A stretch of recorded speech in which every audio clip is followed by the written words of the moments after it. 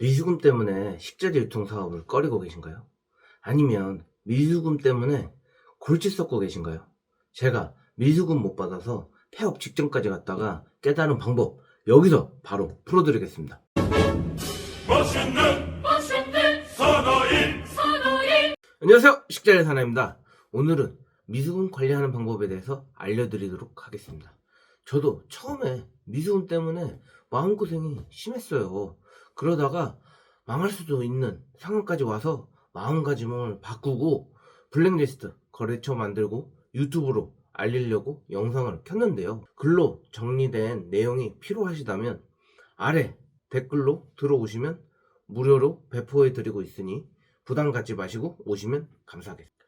거래처마다 거래하는 방식도 다르고 처음에는 잘 주다가 나중에는 안 주는 경우도 있기에 초반에 캐치를 잘해서 알면 좋지 않을까 싶습니다.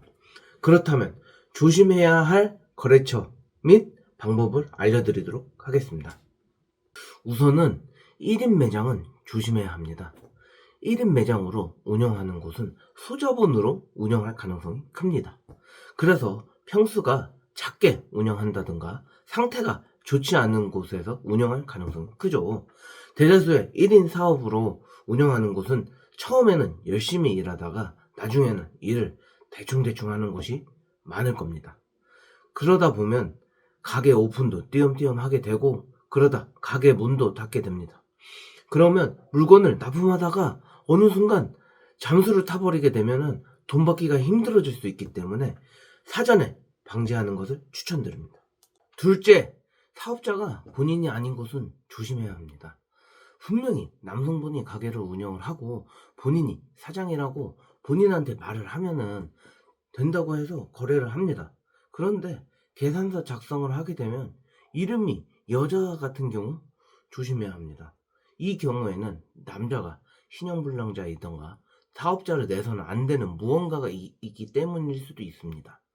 이런 경우 계산을 깔끔히 하면 상관이 없는데 찝찝하고 캥기게 행동을 할 경우 거래를 끊는 것을 추천드립니다. 미수금을 깔아놓고 도망칠 가능성이 크기 때문입니다. 셋째, 미수금이 늘어날 경우 조심해야 합니다. 처음에는 잘 주다가 어느 순간 미수금이 늘어나는 경우가 있어요. 이런 경우에 조심해야 해요. 장사가 안 된다든가 다른 쪽에 돈을 투자해서 돈이 모자른 경우이기 때문인데요. 이런 경우 점점 미수금이 늘어날 수 있는데 본인이 정해놓은 금액을 맞춰놓고 금액이 너무 올라가면 거래를 끊고 미수금을 받는 것을 추천드립니다. 저 같은 경우 거래를 활발하게 하는 경우에는 100만 원을 미수금을 정해놓고 거래를 잘 안 하는 거래처일 경우 50만 원 기준을 두고 합니다. 계속 질질 끌다가 미수금 금액이 너무 커져서 감당이 안 돼서 힘들어질 수 있어요. 넷째, 사업자의 대표가 여러 명인 곳은 조심해야 해요.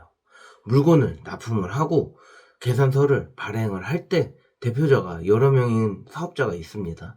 지금 같은 경우에는 2명이지만 2명 말고 여러 명에서 같이 대표자가 있을 수 있는데 이럴 경우 혹여나 미수금이 발생해서 미수금 처리 시에 서로 미룰 수 있기 때문에 이 점 주의하면서 납품하시기를 바랍니다. 다섯째, 대표 나이가 너무 많은 곳은 주의해야 합니다.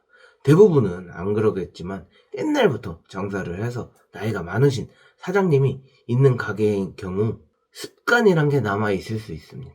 습관이란 것은 미수금 거래를 당연시하게 하는 겁니다. 첫 거래부터 한 달치를 미수금을 깔고 시작을 한다든가 금방 돈을 준다고 하면은 물건을 많이 시키고 또는 미수금을 엄청 깐다든가 그렇게 미수금을 깔고 나면 정신을 못 차리고 계속 끌려갈 수 있는 상황이 올 수 있기 때문에 미수금을 엄청 깔고 시작할 경우 주의해서 거래하기를 추천드립니다.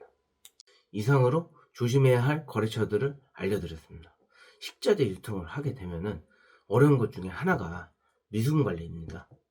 우리나라 사람들은 돈에 대해서 말하기를 참 꺼려하죠. 그래서 돈을 받아야 하는 상황에서도 어떻게 말을 해야 하나 쭈뼛쭈뼛 거리다가 못 받을 수가 있죠.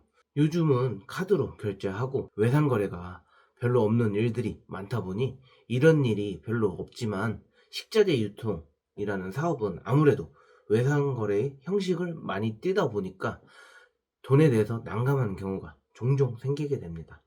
저도 처음에 그랬으니 마음고생이 심했죠. 그러다가 망할 수도 있는 상황까지 와서 마음가짐을 바꾸고 블랙리스트 거래도 만들고 유튜브도 소개하게 되었는데요. 공감이나 도움이 되셨으면 감사드립니다. 위에 말해드린 내용들이 필요하시다면 아래 댓글로 들어오시면 무료로 배포해드리고 있으니 부담 갖지 마시고 오시면 감사하겠습니다. 그러면 오늘도 화이팅!